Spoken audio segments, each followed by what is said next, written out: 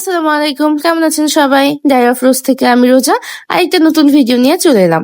সেদিন কলেজে ক্লাস শেষ করেই আমি এবং শৈলী মিলে চলে যাচ্ছিলাম নীলক্ষেতের দিকে একটা কাজের জন্য। রিক্সা নিয়ে নেই, যাওয়ার পথেই দেখি আকাশটা অনেক সুন্দর হয়ে আছে, একটু একটু মেঘলা, আবার একটু একটু রোদ। মনে হচ্ছিল বৃষ্টি আসবে, আবার মনে হচ্ছে না বৃষ্টি আসবে না। ঢাকা শহরের রাস্তায় রিক্সায় চড়ে ঘুরে বেড়াতে কিন্তু সত্যি অনেক ভালো লাগে। সেদিন হয়তোবা বহুদিন পরে আমি রিক্সায় উঠেছি, এভাবে খোলা আকাশের নিচে রিক্সায় করে ঘুরছিলাম ঢাকা শহরের মধ্যে। ঢাকা শহরের বিভিন্ন স্থাপনাগুলো এত সুন্দর, এই যে দেখুন, এই স্থাপনাটাও কিন্তু অনেক সুন্দর এবং অনেকটা কষ্টের একটা স্থাপনা। আর এই যে জুলাই গণ অভ্যুত্থানের পরে নতুন করে রাস্তাগুলোকে কি সুন্দর সাজিয়েছে। আমি এবং শৈলী নীলক্ষেতে গিয়ে দেখি আমরা যে কাজের জন্য গিয়েছি সেই কাজটিই হলো না।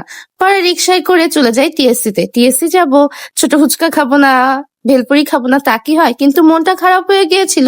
আগে অনেক দোকান ছিল, এখন সেরকম কোনো দোকানই নেই। তারপরে আমি আশেপাশের ভিডিও নিচ্ছিলাম, এত সুন্দর লাগছিল আকাশটা। এরপরেই হচ্ছে তেঁতুল চা খাই, এবং হ্যাঁ, ওখানে গিয়ে আমাদের কলেজের আরো দুজনের সাথে আমাদের দেখা হয়ে যায়। তেঁতুল চাটা আমি বরাবরই টিএসসি তে গেলে খাই এবং আমার এটা খুব ভালো লাগে। একটু পরেই দেখি, ও মা, কি বাতাস শুরু হয়েছে, মনে হচ্ছে যে এই বুঝি ঝড় আসবে। অবশ্য ঝড় আসেনি, কিন্তু বৃষ্টি আসছিল। আর এই যে দেখুন, স্কেটিং করছিল একটা ছেলে। তারপরে বৃষ্টির থেকে বাঁচার জন্য আমরা চলে যাই টিএসসি অডিটোরিয়ামের ভিতরে। অডিটোরিয়ামে গিয়ে দেখি এত সবুজ, সবুজে সবুজে চোখটা একদম জুড়িয়ে যায়। আর হ্যাঁ, সেদিন অডিটোরিয়ামে একটা ক্যাম্পেইন চলছিল। সেই ক্যাম্পেইনে অনেক মানুষ ছিল, আমি জানি না, এজন্যই হয়তোবা সবাইকে সেখানে ঢুকতে অ্যালাউ করেছিল। আমার ইনফরমেশন ভুলও হতে পারে, আমি ক্ষমা সুন্দর দৃষ্টিতে দেখবো। টিএসসির ভিতরে গিয়ে আমরা অনেকগুলো ছবি তুলি। অনন্যা আমার কিছু ভিডিও করে দেয়, যে দেন আমি আপনাকে কিছু ভিডিও করে দিচ্ছি। আর হ্যাঁ, আমি ভিডিও করি ঠিকই, কিন্তু ভিডিওর সামনে আসলে কি করব সেটা আমি আর বলতে পারি না। দেখুন, বারবার খালি বলছি টাটা টাটা, মানে হাত নড়িয়ে দেখাচ্ছি, বাই বাই সাইন দেখাচ্ছি। আর দেখছিলাম যে হচ্ছে বৃষ্টি আছে কিনা।